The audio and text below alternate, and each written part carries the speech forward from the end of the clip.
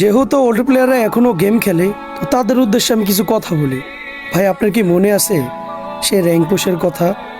আপনার কি মনে আছে প্রাইভেট ছুটি হওয়ার পর সবাই একসাথে মিলে কাস্টম খেলা, ডায়মন্ড টপ আপ করে ডিজে আলোক নেওয়ার ফিলিংটা, বন্ধু বান্ধবকে বারবার দেখানো, মামা আমার অ্যাকাউন্টে তো ডিজে আলোক আছে, তোর কাছে কি আছে? আরে বন্ধু, আজকে আমি একলা বিয়ার র্যাঙ্ক খেলছি, 6 কিল করছি, তুই কই আছিলি?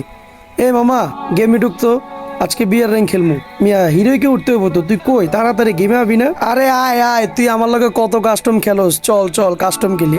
আরে বটের ঘরে বট, তুই মারতে পারস না, উদা দিয়ে আমগো লগে খেলতে আইছস, তুই আমগো লগে পারস বেটা, উদাই কাস্টম চ্যালেঞ্জ দে। আরে বন্ধু, রাতে বের হইস তো, সবাই মিলে কাস্টম খেলবো আজকে, 4-5 জন মিলে মনে করে একসাথে মিলে জিলে খেলবো, দেখবো কে কত কিল করতে পারে। দেখ তো মামা, কি বিরক্ত লাগে, এই 10টার দিকে আপডেট দিছে, বিকাল 5টা পর্যন্ত আমরা কোনো গেমে ঢুকতে পারবো না, এত বড় আপডেট দিলে হয়? এখনকার ভাই আপডেট গুলা জাস্ট 20-30 মিনিটের।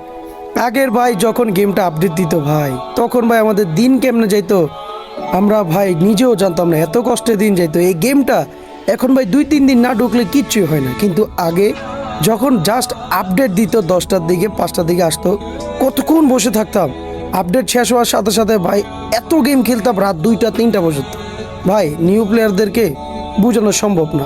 আপনারা যারা ওল্ড প্লেয়াররা আছেন, প্লিজ ভাই একটা আপনার মূল্যবান কমেন্ট করে যাবেন।